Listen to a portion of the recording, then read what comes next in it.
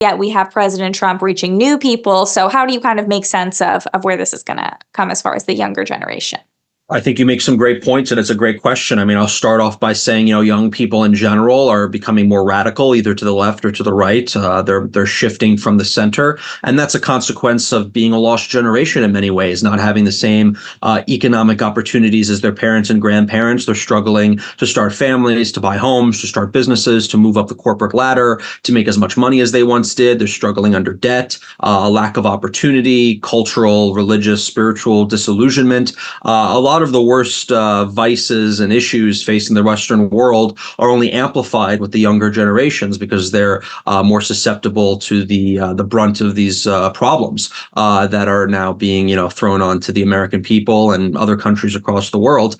So with that said, I think many have become disillusioned. They were promised a lot of things with Biden, like they were promised by Obama and others before them, and other state and local Democrats who offer a lot and fail to deliver on those promises. So I think many are becoming disillusioned with that, particularly under this inflation and this kind of economic stagnation. I think on the other hand, you have an issue that you illustrated, that many of the younger, more left-wing radicals are not content with the supposed ideological direction of Biden. They still think that he's too much of a moderate. You and I could laugh at that, but that is a sentiment that's felt among some of the more left-wing radicals, the younger left-wing radicals in the party, particularly as it comes to issues like Israel-Palestine and, maybe the green agenda and more left-wing socialist views. In many ways, the Democrat Party is becoming the party of big business. They're becoming the party of the globalists. They're becoming the party of the establishment, the established order, concentrated wealth, Hollywood, all the rest, the elites.